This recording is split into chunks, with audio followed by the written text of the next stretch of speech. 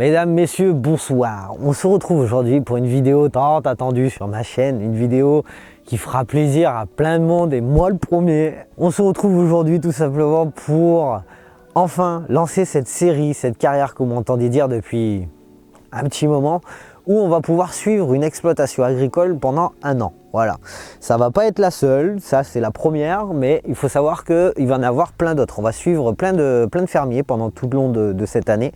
Et on va essayer de découvrir toutes les activités de chacun et les différentes méthodes, les différentes façons de faire et sur différentes cultures. Donc ça pourrait être très intéressant de suivre la série, donc n'hésitez pas à vous abonner et à activer toutes les notifications. Bien sûr, je ne pouvais pas commencer cette vidéo sans vous présenter l'ancêtre de la maison, le Fordson Super Major. Comment vous dire que le truc, c'est une pépite de quincaillerie. Je ne sais pas s'il tourne, je n'ai pas demandé s'il tournait, mais franchement, il est trop beau, il est vraiment trop beau, avec sa petite remorque derrière, il est trop beau. Donc, nous sommes pour présenter cette première ferme d'une longue série.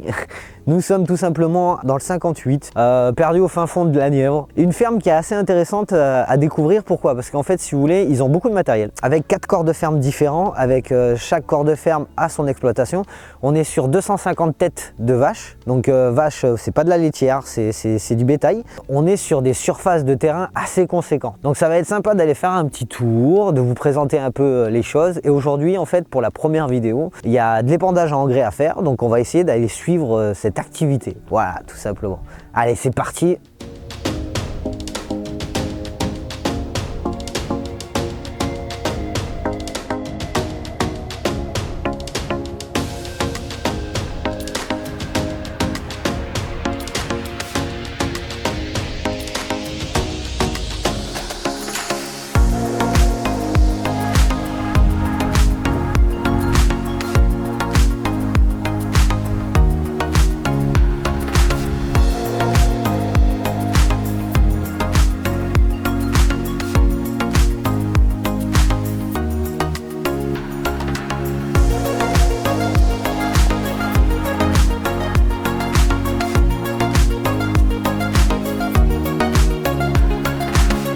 Donc aujourd'hui, ce qui va nous intéresser, ça va être cet épandeur à engrais. Alors je vous présenterai le matériel, ça va être le fait d'avoir un petit fil aussi sur la série.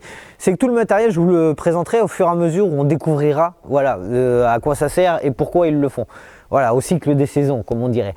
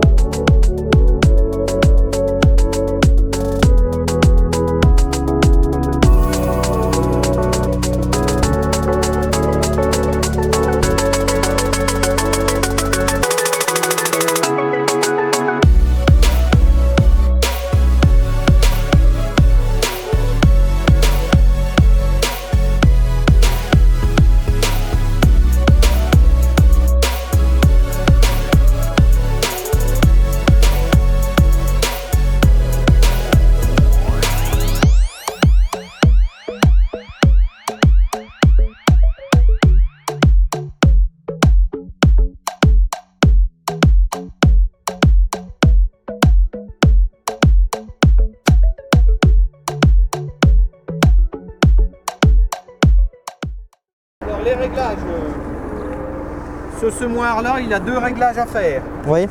Tu vois les graduations, ça on règle la largeur d'épandage. D'accord. Avec ça. Donc on va rentrer des données dans l'ordinateur du semoir et lui après va se mettre au bon chiffre. Ok. Et ensuite le deuxième réglage il est là, ça c'est le débit. C'est-à-dire on règle la quantité qu'on veut mettre à l'hectare. D'accord.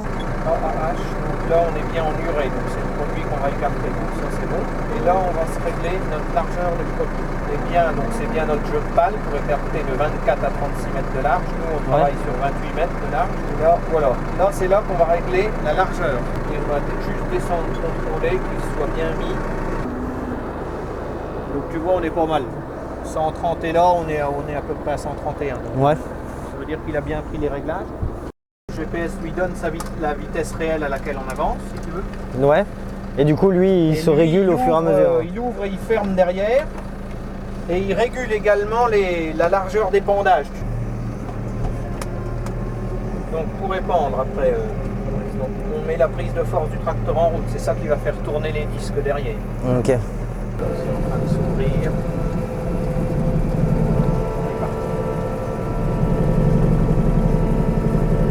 Là, comme c'est très sec, ça vibre affreux. Tu sens les pneus, c'est affreux. Souvent, on est plutôt habitué à ce que ce soit très humide et dans la courbille, mais là. Alors, on a de la chance, on a un super beau temps, quoi. Ouais. Du coup, au total, combien de superficie de champs? Pardon. 150 hectares, mais dans les 150 hectares, il y a 30 hectares de culture d'herbe, si tu veux, pour les vaches. Donc c'est du zerne, trèfle et régras. Ok. C'est des cultures qu'on vend pas, qu'on récolte pour les vaches. Ouais. En fourrage. En fourrage, ouais. Du coup, c'est des engrais chimiques, Ça, c'est de l'engrais, c'est purement chimique, c'est issu du pétrole. Tu raffines le pétrole, ils font l'urée avec.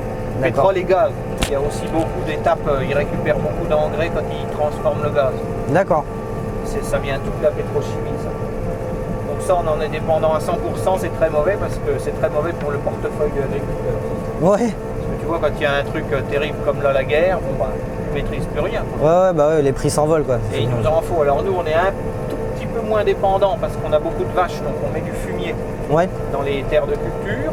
Donc on apporte quand même des éléments nutritifs, mais pas assez, si tu veux, par rapport à ce qu'on souhaite produire. Pas suffisamment. Et là, on est sur quel type de culture, là? Alors ça, c'est du colza. Hein. Ok. Oh, bah il y a des bestioles, là. Des chevreuils, oui. Tu vas voir, c'est impressionnant. Les petits chevreuils qui se promènent. Oui, ils vont défiler normalement. Ils sont tout le temps là, ceux-là. Au maximum, il y en a 17 et ça va de 9 à 11, autrement souvent. Et ah au ouais. maximum, quand ceux du bois sortent le soir, tu sais, qu'ils viennent. Ouais. On a jusqu'à 17 ensemble. Hop, c'est parti, ça se sauve. Moi, regarde ceux qui sortent de l'autre côté. On a déjà 3 de l'autre côté. Là, il y en a 4. 5, 6, 7, 8. L'équipe est au complet, tu vois. C'est galop. Et donc, quand tu as le GPS, il te fait varier tout seul, sans qu'on ait rien à toucher, le chiffre de la largeur, là. Ok, du coup, il resserre. Plus ou moins large, la quantité. Tout seul. Donc là, on n'a rien à faire. Bon, là, on va le faire en manuel, sauf qu'en manuel, on ne peut pas faire varier. Donc on a juste la possibilité de couper le côté gauche quand on voit qu'on arrive trop en angle, on laisse continuer le côté droit puis on le coupe après. Puis le GPS a le contrôle sur la direction du tracteur, non? Pour essayer de te garder lumière? C'est parce que ça c'est que du vieux matériel si tu veux. Ok. Donc le tracteur avec le GPS c'est ça et la tablette là, avec une super antenne pour qu'il puisse se guider tout seul dans les champs. Donc ça je m'en sers l'été par exemple quand je fais de la pulvérisation, j'allume celui-là, il me guide le tracteur et j'ai quand même mon GPS qui lui sert à couper les tronçons. Ce qu'on appelle couper les tronçons, c'est quand on arrive en angle comme ça, pour justement pas doubler, tripler, quadrupler la dose, ça sert à rien si tu veux, c'est de la perte. Oui, bah oui. Il y a quelques, tu vois, ça c'est des mauvaises herbes par exemple que tu vois là. Qui dépassent du colza un petit peu, regarde un petit peu au loin, tu vas voir, ça c'est un cousin du colza, on appelle ça de la ravenelle, donc le vrai nom c'est de la cendre. Ouais. En fait, on désherbe beaucoup à l'automne. Et au printemps de moins en moins, parce que les produits du printemps sont pas efficaces. Si tu veux, ils écrasent la culture en place et ils peinent à tuer les mauvaises herbes que tu as. Alors on essaie d'éviter dans Ok. On mise plus sur le printemps. Pareil, là, quand on a le GPS, tu vois, on n'a rien à faire. Lui, il sait qu'au bout de tant de temps, il faut qu'il remette en route. Après, tu fais ton milieu de champ, c'est lui qui ouvre et qui ferme le bulvé. Je croyais pas que c'était aussi précis en fait, aussi poussé quoi.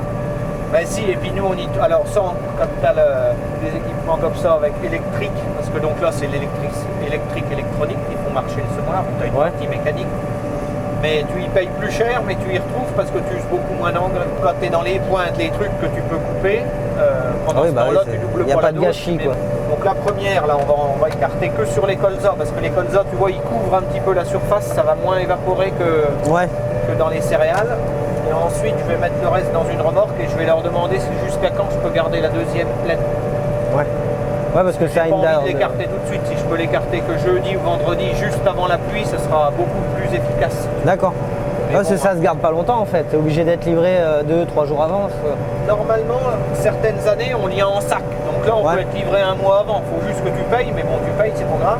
Et le sac, il est chez toi dans ta cour, tu le mets le jour que tu veux. D'accord. Et là, c'est un peu différent. Avec cette année, il y avait déjà moi, j'ai commandé un petit peu trop tard. Il y avait déjà la pénurie, etc. Ouais.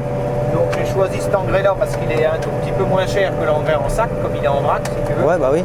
Ouais. D'habitude, on n'est jamais emmerdé parce que là, ça va faire un mois qu'il n'a pas plu, mais ça arrive jamais. Normalement, à cette époque-là, on est tout le temps c'est trempé, ouais. Alors que par exemple, tu vois, comme la culture du maïs, on va semer plus tard, on met l'engrais début juin. Ouais. Bah là, j'achète un autre engrais qui est beaucoup moins volatile, qui est plus cher, mais moins volatile. Et aujourd'hui, on peut pas s'en passer en fait, ces engrais-là pétrochimiques. Tu peux t'en passer en bio. En bio, ouais. Tu fais chuter ton rendement, tu divises ton rendement à peu près par 2 au début parce que tu as tes antécédents et puis après par 3. D'accord.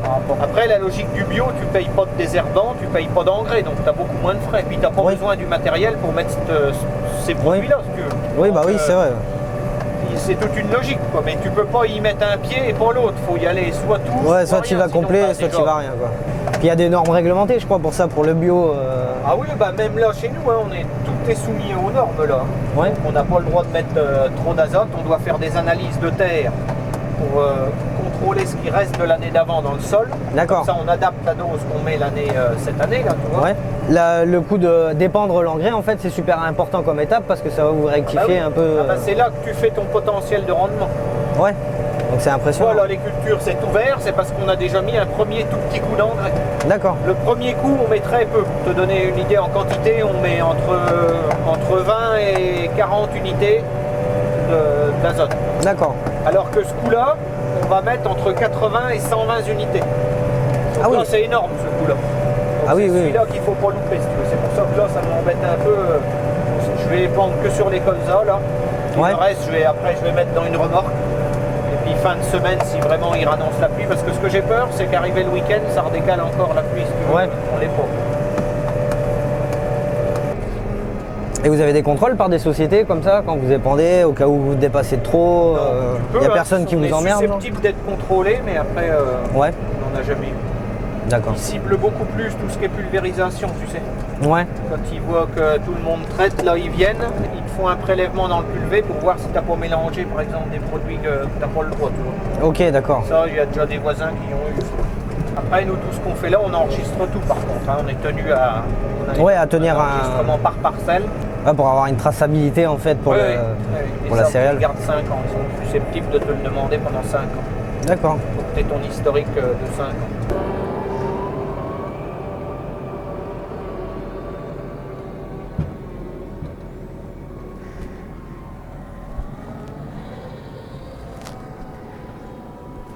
Donc les amis, voilà, l'épandage à engrais est terminé. J'espère que ça vous aura plu. N'hésitez pas à mettre un j'aime, bien sûr, à vous abonner, à cliquer sur toutes les notifications pour suivre toutes les vidéos qui arrivent bientôt. Et bien sûr, on se retrouve très vite. À la prochaine. Ciao, bonsoir.